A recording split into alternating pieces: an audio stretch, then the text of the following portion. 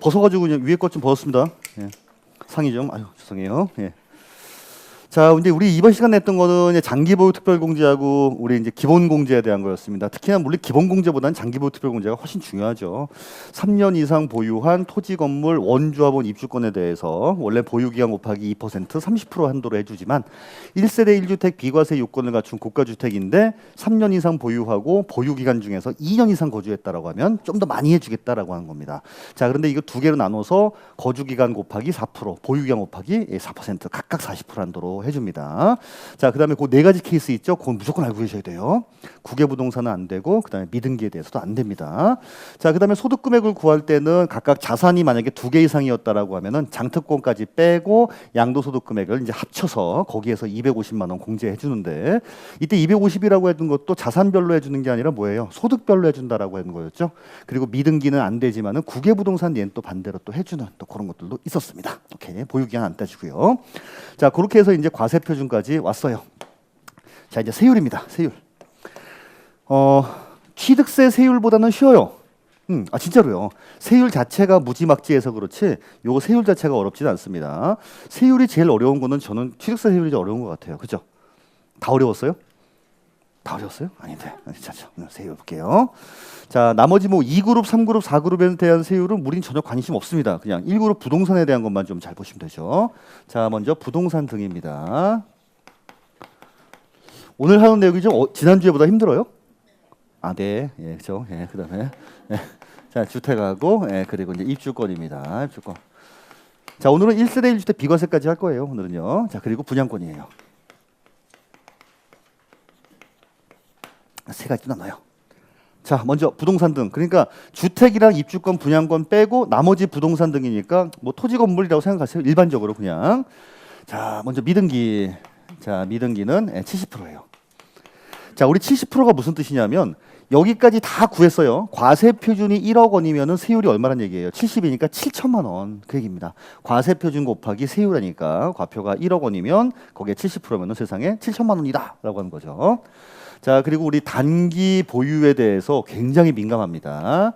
자, 1년 미만 보유를 한 경우에는 얘는 50%예요. 1년은 넘었지만 2년 미만 보유 같은 경우에는 40%입니다. 이게. 야, 세율이 쪼잔하게 뭐 4%, 뭐 2점 몇 프로 할 때하고는 사이즈가 다르죠. 그렇죠? 70%, 50%, 40% 이래요. 자, 그리고 우리 이제 기본적인 기본 세율이 있어요. 이것도 소득세다 보니까 일반 소득세하고 똑같습니다. 우리 소득세 때 기본 세율이 몇 프로였죠? 8단계 초과 누진 세율 구조로 돼 있는데 몇 프로부터 몇 프로까지? 6에서 45까지. 그렇죠? 6에서 45%. 얼마 이하가 6% 혹시 기억하시는 분? 없죠. 1200. 그렇죠? 자, 얼마 초과가 45? 10억 원. 그렇죠. 맞아요. 예. 그것까지 아실 필요성은 없고 6에서 45입니다. 자, 그리고 아까 설명드렸던 비사업용 토지예요. 비사토 그러면은 비사업용 토지라고 이제 좀 줄여서 이렇게 말을 많이 합니다. 우리 아까 비사업용 토지는 땅이죠. 비사업용 토지니까 땅인데 요거를 본래 목적으로 쓰지 않았다. 농지인데 농사를 안 지었다. 대지인데 뭐 건축물이 없었다. 이렇게 생각하시면 됩니다.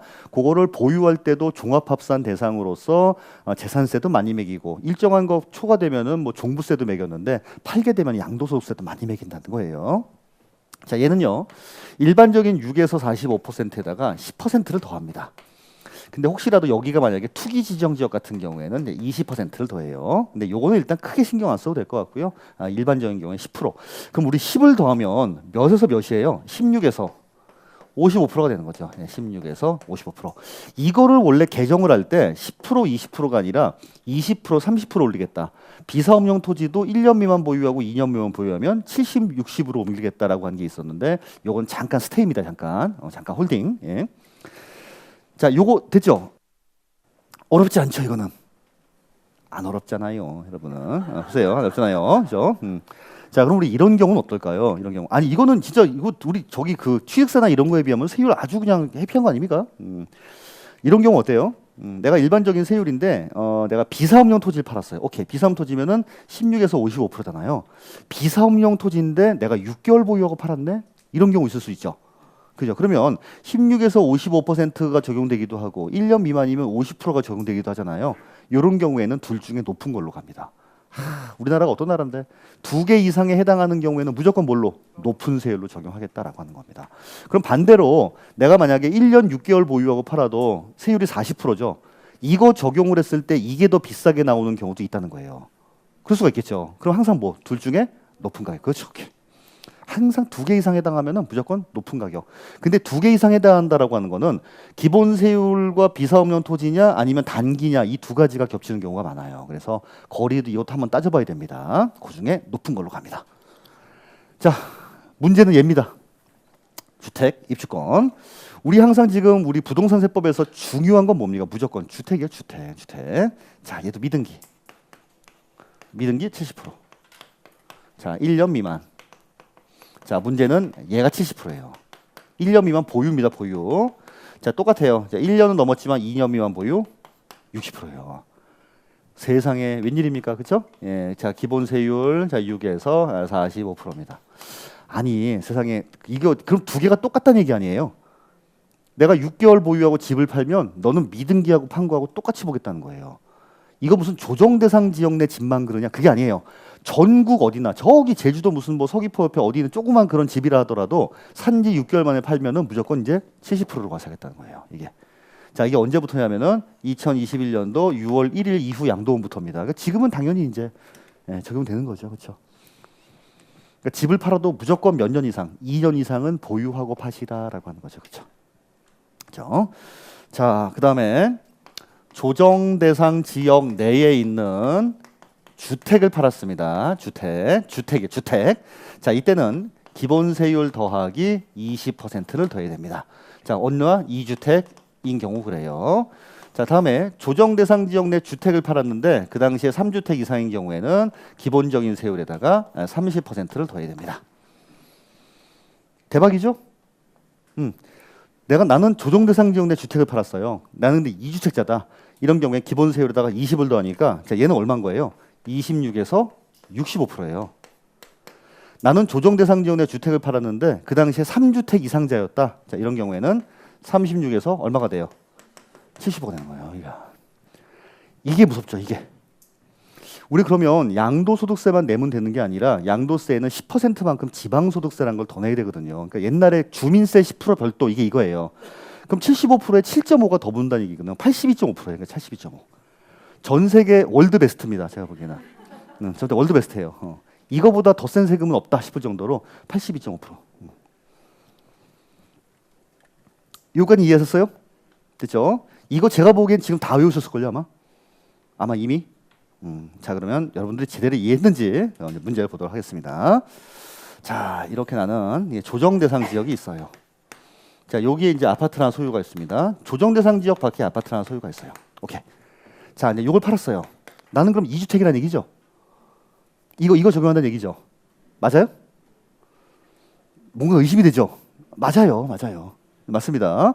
자, 나는 조정 대상 지역 내 주택을 팔았네. 오케이. 그거 팔 당시에 집이 몇 개니? 1개, 2개라는 겁니다. 조정 대상 지역 내에 2개일 필요가 있는 게 아니라 너 지금 어디 있는 거 판 거야? 조정 대상 지역 안에 있는 주택. 오케이. 전국에 너 집이 몇 개 있어? 1개, 2개다라고 하는 겁니다.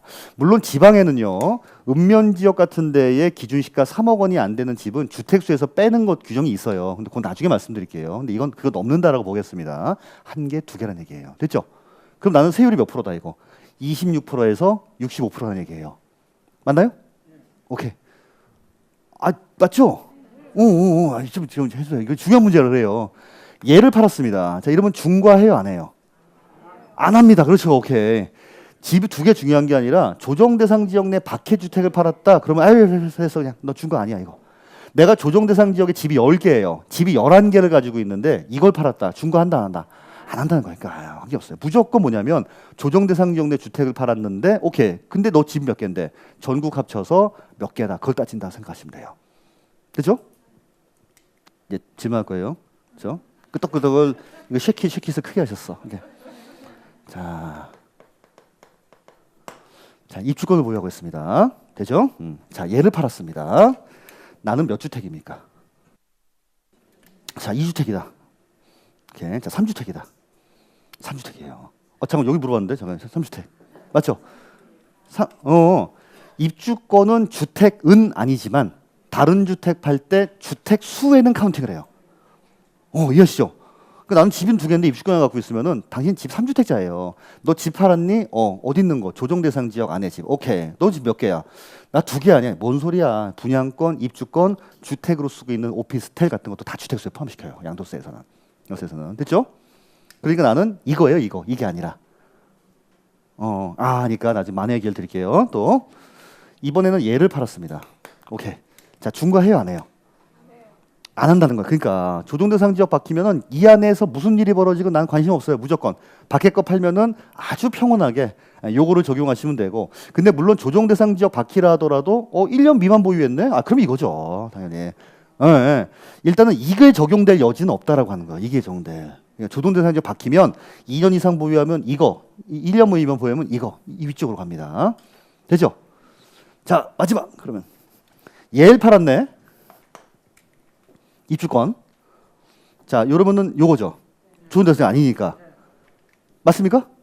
자, 이거다. 오케이. 아니다. 이 위에다.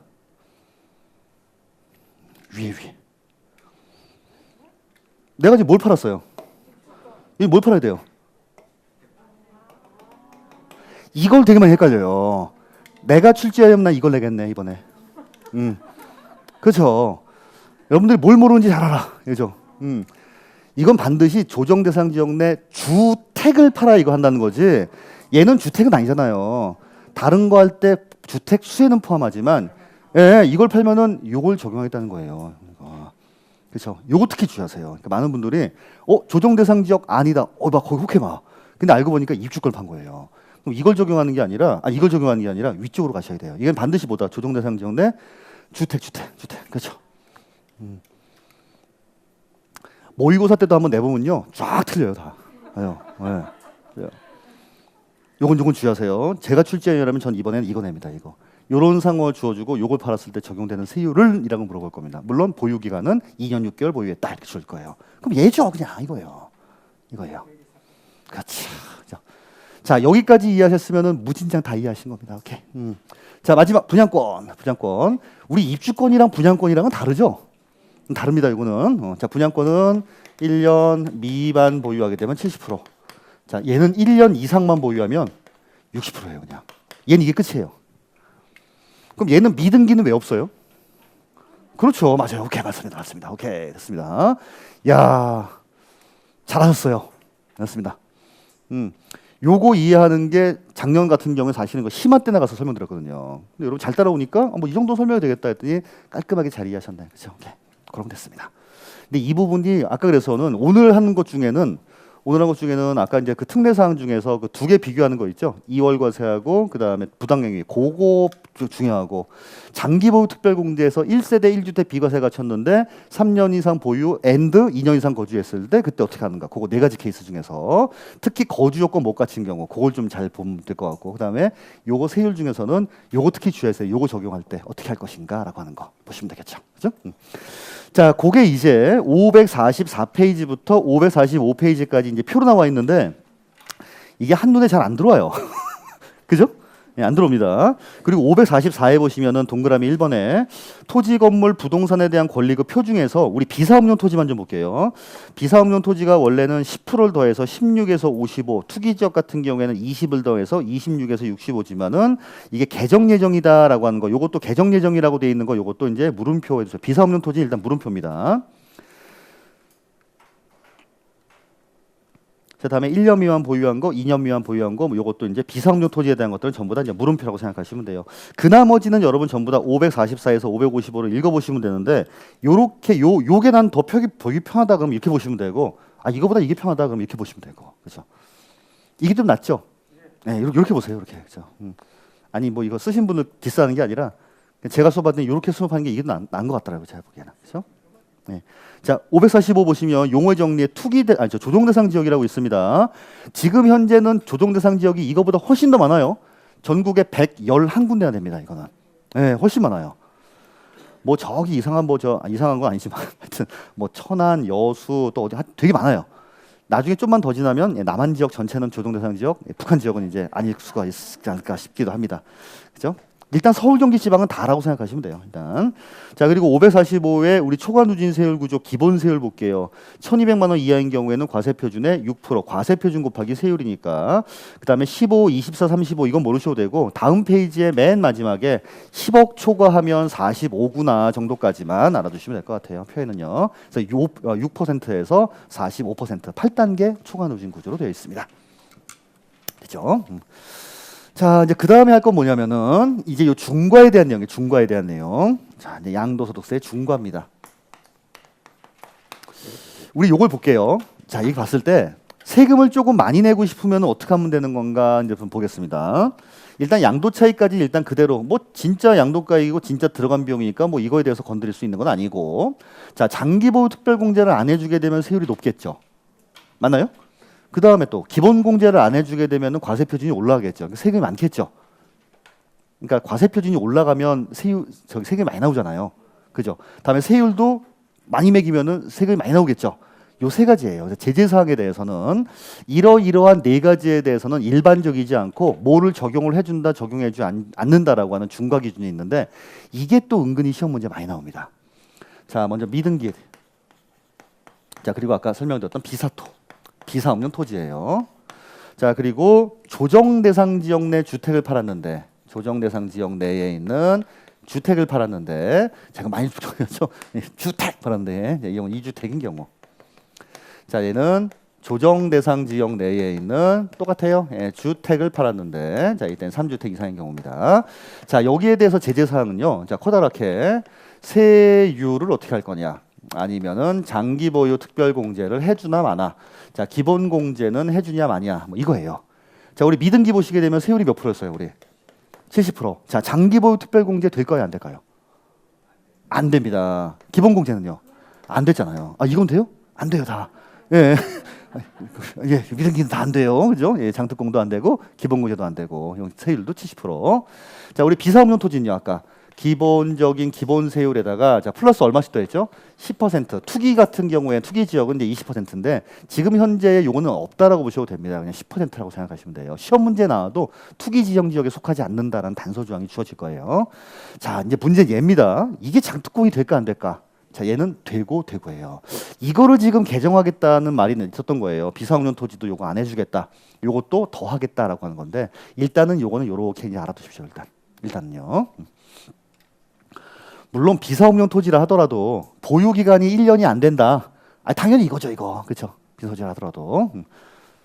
일단은 그 보유 기간에 대한 거는 짤없어요, 무조건. 그거하고 일반적인 거하고 둘 중에 비교해서 큰 쪽으로 간다고 생각하시면 됩니다. 그래서 이거를 좀 잘 보셔야 돼요, 이거. 그러니까 특히 얘. 왠지 비사업용 토지가 장기 보유 특별 공제 안 해줄 것 같거든요. 얘는 해준다는 거예요. 이것도 매번 바뀌었어요, 계속. 옛날에는 그 노무현 정권 때는 또 이 비사업용 토지에 대해서 그냥 드자비를 뭐죠? 잡들이랬어요. 잡들이. 드자비가 아니라 잡들이라. 세율도 무조건 60%였고 그때 뭐 최고였어요. 그러다가 뭐 비사업용 토지는 뭐 그럴 수 있는 거 아니야. 그래서 지금까지 이렇게 왔는데 왜 얘는 이것들에 대해서 뭐라고 하면서 얘는 뭐라고 안 하지? 그래서 이걸 개정하겠다만 했던 거거든요. 이게. 근데 이거는 좀 추이를 봐야 됩니다. 그래서 자, 얘는요 기본 세율에다가 얘는 플러스 20%. 자, 얘는 우리 기본 세율에다가 플러스 30% 되는 바람에 이게 최고다는 거죠. 36%에서 75%. 이 지방소득세까지 하게 되면 82.5% 대박입니다. 이거는. 자, 문제는 얘가 이게 안 돼요. 이것도 무지하게 커요. 단 기본 공제는 해줍니다. 이거 보시면 돼요. 에듀윌 유료 회원만의 남다른 서비스.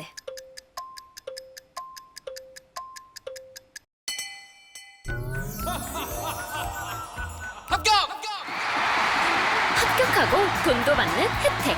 오직 에듀윌 유료 회원에게만. 에듀윌. 무료 합격!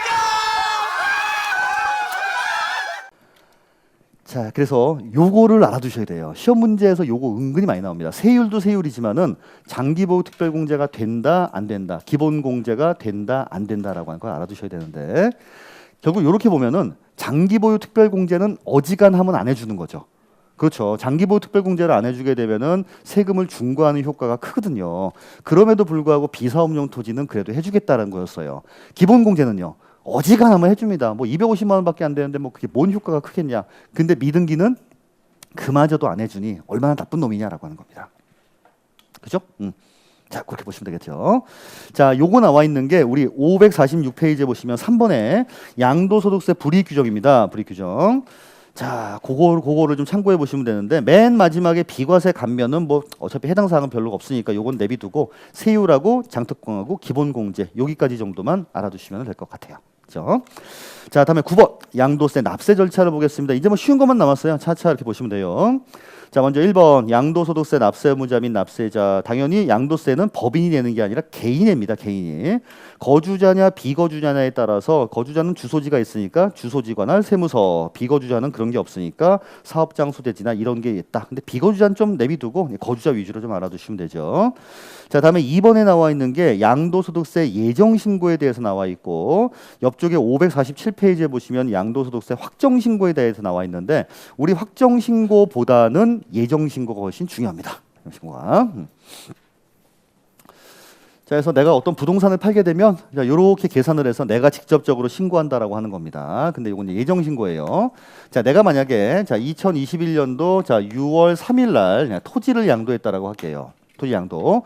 그럼 우리 원래는 확정 신고밖에 없는 게 아니라 예정 신고다라고 하는 독특한 제도가 있다라고 했죠. 자, 그러면 이거 언제까지예요? 이날이 속한 달의 말일이니까 6월 30날. 자, 이때부터 몇 개월? 2개월. 2개월이니까 언제예요? 8월 30일까지 예정 신고하시면 되겠죠. 어디다가? 세무서인데 물건 소재지의 주소지예요. 주소지거나 세무서에 신고하시면 됩니다. 자, 근데 우리 요거 이제 특이한 것 중에 하나가 이런 것들이 있었어요. 내가 이렇게 이때 잔금을 치렀습니다. 잔금. 대금 청산이에요. 자, 토지거래 허가구역이라 이때 허가를 받았어요. 자, 잔금을 치른 거는 2021년 자 12월 6일 날. 자, 허가를 받은 건 2022년도 자 2월 6일 날 이렇게 받았어요. 자, 그러면 우리 취득세 때도 야, 잔금을 내가 준 게 뭐가 중요하니? 토지거래 허가구역은 허가를 받아야지. 그래서 이때부터 60일이었죠. 요것도 똑같이 마찬가지란 얘기예요. 아니, 돈 주고 산 사람이 있으면 돈 받고 판 사람이 있을 거 아니에요. 나도 잔금을 다 받으면 뭐해? 허가를 아직 안 받았는데. 그러니까 이날이 속한 달의 말일로부터 가는 게 아니라 이날이 속한 달의 말일이죠. 자, 그러니까 언제가 돼요? 2월 28일. 자, 이때로부터 몇 개월? 2개월 이내에 신고하고 납부한다라고 하는 겁니다. 똑같다고 생각하시면 돼요. 여기까지 됐어요?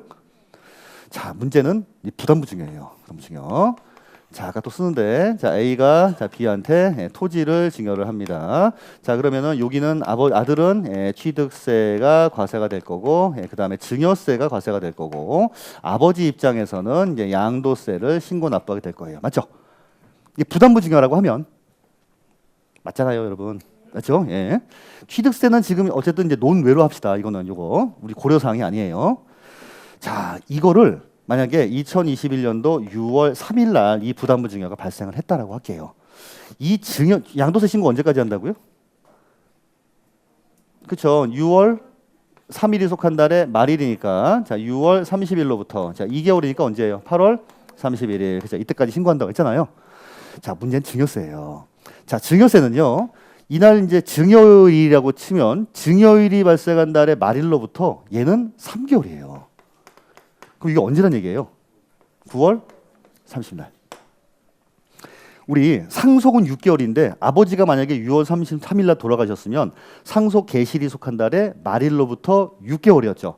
증여는요. 증여일이 속한 달의 말일로부터 3개월 이내에 신고 납부하셔야 돼요. 이것도 기본적으로 알고 계셔야 됩니다.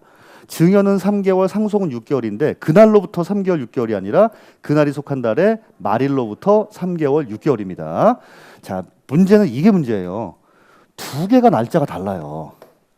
아니, 이건 어차피 받은 사람이 내는 거고 이건 준 사람이 내는 거 아니냐. 근데 대부분은 어때요? 이게 아버지하고 아들이죠. 그럼 아들이 아버지 이거 취득세하고 증여세는 납세 의무자는 접니다. 양도소득세 납세 의무자는 아버지세요. 아버지가 내세요. 이래요? 아닌 경우가 많죠. 대부분 경우에는 받은 사람이 같이 신고 납부하거든요. 이러다 보니까 이걸 되게 까먹고 이것만 신고한 경우가 너무 많았던 거예요. 안 되겠다. 그래서 그냥 두 개를 어떻게 맞춰버립시다라고 하는 거예요. 그래서 얘도 졸지에 얼마가 돼요? 9월 30일이 됩니다. 얘도 3개월을 맞춰요. 자, 이건 순수하게 뭐랑 맞추기 위해서 증여세 신고 납부 기한이랑 맞추기 위해서 그냥 이거는 맞춰버린 거예요. 이거는. 그렇죠? 자, 거기 나와 있는 게 547페이지에 맨 위에 나와 있는 요 이게 표입니다. 자, 과세 대상 자산 보시면 일반적인 토지 건물 같은 건 예정 신고 기한 볼게요. 양도일이 속하는 달에 말일로부터 2개월. 토지 거래 허가를 받기 전에 대금을 청산했다. 뭐 요거죠. 그러니까 잔금일, 그렇죠? 허가일 이러면은 잔금일이 중요한 게 아니라 토지 거래 허가, 그렇죠? 허가일이죠. 허가일이 속하는 달에 말일로부터 2개월인데 자, 밑에가 별표예요. 요거는 시험 문제 참 많이 나옵니다. 부담부 증여 채무액에 해당하는 부분으로서 양도를 보는 경우에는 양도일이 속하는 달에 말일로부터 2개월이 아니라 3개월. 증여세와의 신고납부 기한을 맞추기 위해서 그렇습니다. 이거는 무지하게 많이 나와요. 무지하게.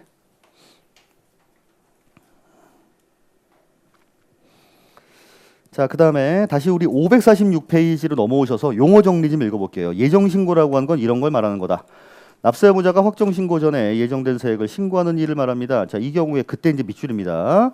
양도 차익이 없거나 양도 차손이 발생한 경우에도 신고는 해야 됩니다. 되게 많이 중요해요, 이거는. 아니, 546이요. 546의 용어 정리. 546의 용어 정리. 맨 밑에 용어 정리해 보시면 양도 차익이 없거나 양도 차손이 발생한 경우에도 신고는 해야 된다. 지문으로 굉장히 많이 나와요. 양도차손이 발생한 경우에는 예정신고 의무는 없다. 없긴 뭐가 없어요. 있어야 됩니다. 이건 그렇죠. 자, 다음에 우리 547 볼게요. 자, 547에 보시게 되면 이제 확정신고 보겠습니다. 확정신고. 자, 확정신고 기한은 그 과세기간 다음 연도 5월 1일부터 5월 31일까지 뭐 아실 거고, 토지거래 허가구역 같은 경우에는 잔금이 중요한 게 아니라고 했잖아요. 허가일이 속하는 과세기간 다음 연도 5월 1일부터 5월 31일까지. 이건 가볍게 읽어보시고, 수업 목적상으로는 확정신고보다는 예정신고가 훨씬 중요해요. 근데 밑에 이제 플러스는 좀 그것도 밑줄 좀 쳐야 되죠. 확정신고는 과세 표준이 없거나 결손이 발생한 경우에도 신고는 해야 됩니다. 자, 그런데 거기에는 별표. 예정신고를 한 경우에는 확정신고를 아니할 수 있다. 매우 중요합니다. 그럼 내가 이렇게 1년 동안에 자, 2021년 6월 3일 날 토지를 양도하고 8월 31일까지 예정신고를 했거든요. 올해는 또 양도한 게 없는 거예요. 그럼 확정신고할 필요가 있다는 건 없다는 거예요. 없다는 겁니다. 그런데 6월 달에 토지 판 게 있고 10월 달에 만약에 주택을 판 게 있었어요. 그걸 만약에 각각 예정 신고는 했어도 합산하지 않았다 이러면요. 해야 되는 거죠. 그렇죠. 오케이. 그러니까 나중에 확정 신고 때 했을 때 뭔가가 달라지면 해야 되는데 딱히 달라질 거 없다. 자, 이런 경우에는 굳이 할 필요가 없어요. 대부분 실무는 어떻게 한다고요? 예정 신고를 2번째나 3번째 할 때 그 전 것까지 같이 합쳐서 예정 신고를 해버립니다. 그냥 되게 그래요. 자, 다음에 얘도 분납도 있습니다. 분납. 자, 예정신고 및 확정신고, 거기 예정신고의 동그라미 및 별표. 547의 4의 분할납부의 첫 번째 단어 예정신고 및 확정신고할 때 예정신고의 동그라미 별표. 자, 예정신고는 분할납부가 적용되지 않는다. 틀렸다니까요. 그렇죠? 예정신고, 확정신고 때만 우리 확정신고 때만 분납이 되는 게 아니라 예정신고 때도 가능합니다. 이것도 유치하지만 되게 많이 나오는 지문 중에 한 가지예요. 아, 분할납부는 예정 때도 가능하고 확정 때도 가능하구만 이라고 생각하시면 되죠. 자, 자진납부할세액이 얼마를 초과하면 1,000만 원을 초과하는 경우에 자, 분납 신청을 할 수가 있는데 2개월 이내 분할납부할 수 있습니다. 그 네모 박스를 한번 좀 읽어보세요. 네모박스. 자, 요거는 재산세하고 요것만 똑같아요. 자, 만약에 내가 저 여기 6월 3일이죠. 6월 3일 날 토지를 양도를 했는데 요거 납부할세액이 만약에 한 1,800만 원 정도가 된다라고 할게요. 자, 그러면 요거 6월 3일 날 토지 양도했으니까 우리 예정 신고 언제까지 했어야 돼요? 8월 31일. 그죠? 자, 요때까지 얼마 납부해야 될까요? 최소한 1,000만 원. 그렇죠. 오케이. 1,000만 원입니다. 1,000만 원. 자, 그다음부터 2개월이니까 얼마예요? 10월 31일. 얼마를? 800을 이렇게 낼 수가 있겠죠. 나는 근데 돈에 조금 여유가 있어요. 자, 이거를 한 1,200만 원 정도 내고 한 600 낼지 뭐. 이건 돼요? 얼마든지 가능합니다. 이거는. 근데 50% 처음에 900만 원. 자, 그다음에 900만 원. 이건 돼요, 안 돼요? 안 되는 거죠. 일단 얼마를 내야 되니까. 1,000을 내야 되니까. 자, 근데 납부할세액이 만약에 한 3,000만 원 정도 된다라고 하겠습니다. 자, 3,000만 원이면 8월 31일 날 내야 될 게 최소한 얼마예요?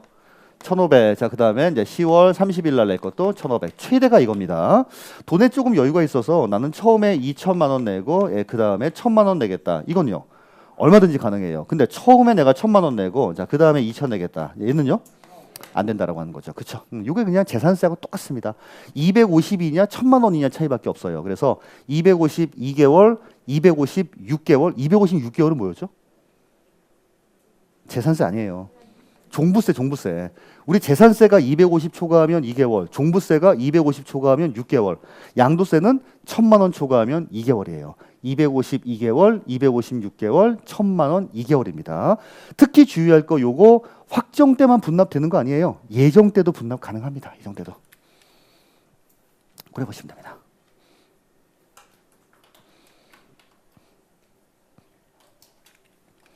됐어요. 자, 여기까지만 하고 싶다, 그죠? 할 게 좀 남았어요, 근데 오늘은 1세대 때 비과세까지 해야 됩니다, 오늘은. 자, 예, 시간이 좀 여유가 아직도 1시간 남았는데, 여러분, 그렇죠? 자, 이제 그 다음에 할 주제는 뭐냐면 국외부동산이에요, 국외부동산. 자, 국외부동산. 국외부동산 거주자인 경우에도 국외에 있는 부동산을 팔게 되면은 우리나라에서 과세하겠다라고 하는 겁니다. 자, 근데 국외부동산은요, 지금 이제 무슨 얘기냐면 우리 옛날에 아까 거주자하고 비거주자하고 구분했었죠. 거주자 같은 경우에는 국내에 주소를 둔 사람이에요. 국내에 주소나 아니면 183일 이상 거소가 있는 경우입니다. 비거주자는 그게 없는 사람이었어요. 근데 이게 구분하는 목적 자체가 국내에서 발생한 소득뿐만 아니라 국외에서 발생한 소득도 우리나라에서 과세하고 얘는 국내 소득에 대해서만 과세하겠습니다라고 한 거 한 적 있죠. 그죠? 그럼 양도소득도 소득 아니에요. 그럼 국외 부동산 판 것도 우리나라에서 과세하겠다. 이겁니다. 이거예요. 아니 이게 우리 저하고 관계 있어요? 그 국적이랑 관계 있습니까? 국적이랑 관계 없다라고 했어요. 그렇죠? 그래서 거주자인 경우에는 국내 발생, 국외 발생 무조건 소득에 대해서는 우리나라에서 과세하겠다. 양도소득도 소득이기 때문에 이제 그 문제인데 이런 경우가 있다는 거죠. 여기 옆에 대림동에 가시면 중국 분들 많이 계시잖아요. 내가 여기 우리나라에서 이민을 왔어요. 그리고 이민 온 지 1년 만에 북경에 있는 내 아파트를 팔았습니다. 엄밀히 따지면 우리나라에서 신고해서 과세하는 게 맞는데 너무 야박하지 않나 이 얘기예요. 거기까지는. 그런가?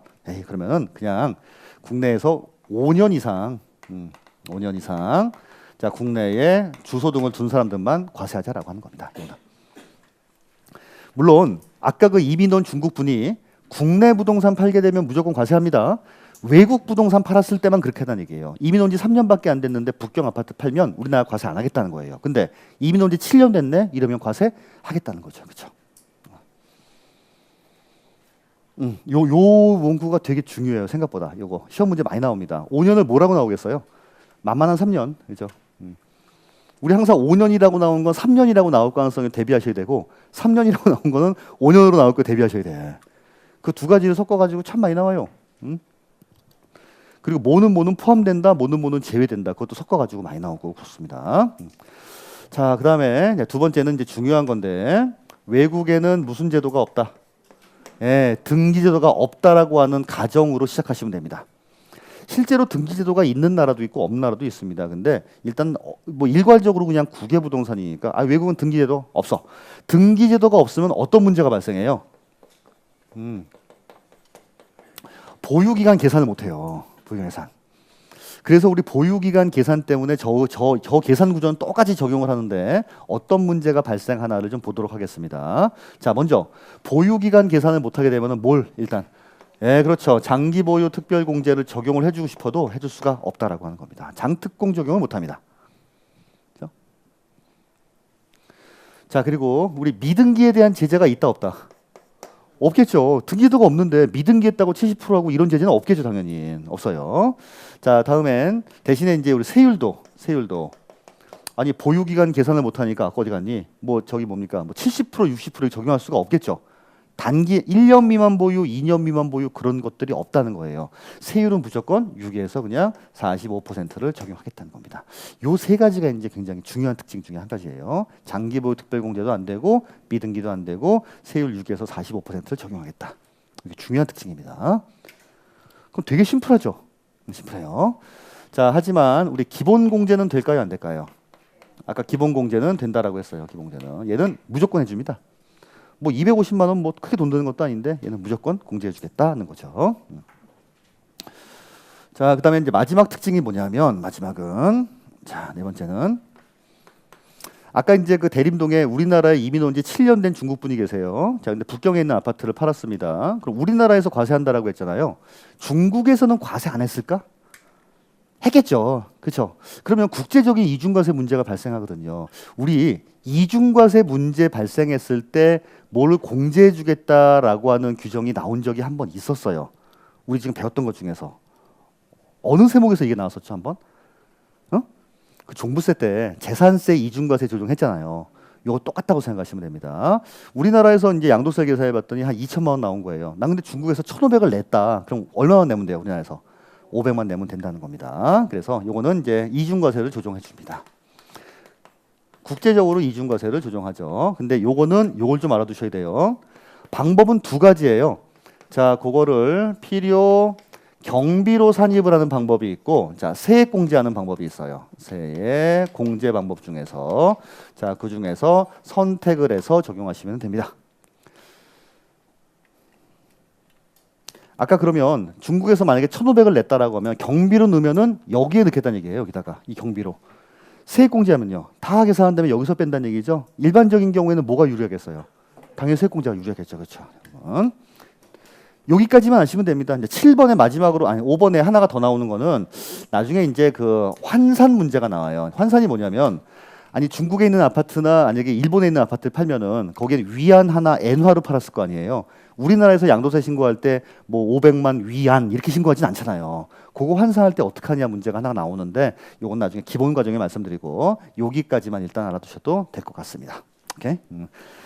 자, 547 먼저 거주자 국외자산 양도세에 대해서 좀 보도록 할게요.